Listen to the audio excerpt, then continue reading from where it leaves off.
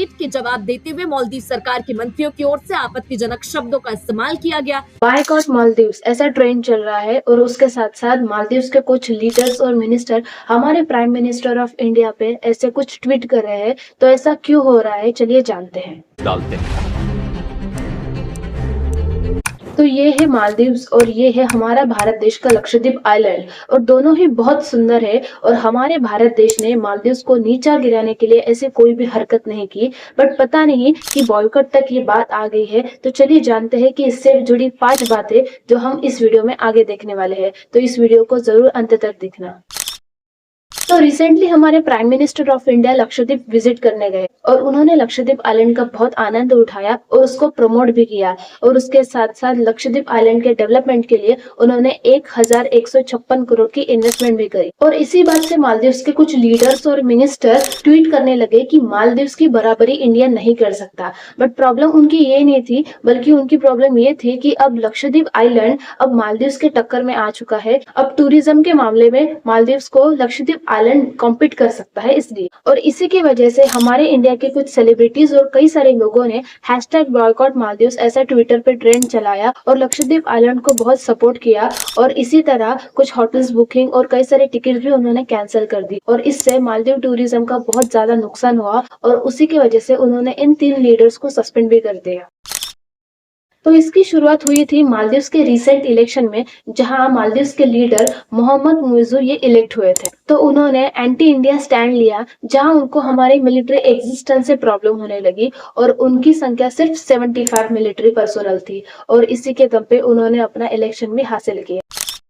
तो आखिर क्यों हमारे मिलिट्री पर्सोनल वहां रहते हैं? तो इसका कारण ये था कि 2009 में हमारे इंडिया ने कुछ हेलीकॉप्टर्स और एयरक्राफ्ट मालदीव्स को गिफ्ट किए थे। और उन्हीं इक्विपमेंट को मेंटेन करने के लिए और उसके साथ साथ हमारे इंडिया ने एक रडार बना था जो कि मालदीव्स के बॉर्डर को सुरक्षित रखने के लिए था। और इसी की वजह से 30 साल तक उसे यूज करने की परमिशन हमारे इंडिया ने ली थी। तो इन्हीं 2 कारण की वजह से हमारे इंडिया के मिलिट्री पर्सोनल वहां रहते हैं। तो इसी से मालदीव्स के कुछ लीडर्स को प्रॉब्लम होने लगी, क्योंकि उनको ये लगता है कि हमारे 75 मिलिट्री पर्सोनल मिलकर उस मालदीव्स पे कंट्रोल करेंगे।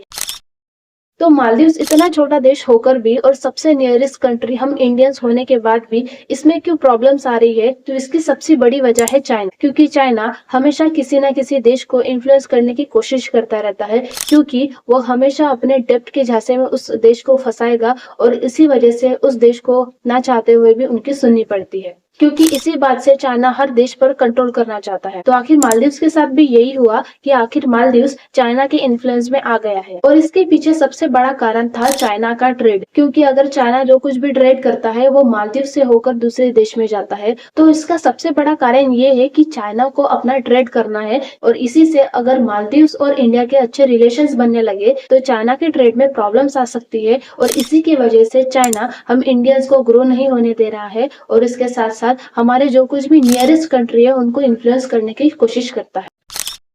तो ऐसे सेक्टर में भारत क्या करने वाला है? तो सबसे पहले वो टूरिज्म सेक्टर को बढ़ाने वाले हैं, ताकि कई सारे टूरिस्ट अट्रैक्ट हो। और उसके बाद इंफ्रास्ट्रक्चर और इन्वायरमेंट में दोनों भी इक्वली उसमें ग्रो करने वाले हैं, ताकि इसका पूरा फायदा हमारे इकोनॉमिक डेवलपमेंट पे होगा। और इसी के साथ साथ भारत के कई सारे इनोवेशंस भी आने वाले हैं, जिससे हमारे भारत देश की ग्रोथ होगी और इसी में हम सबका बेनिफिट है।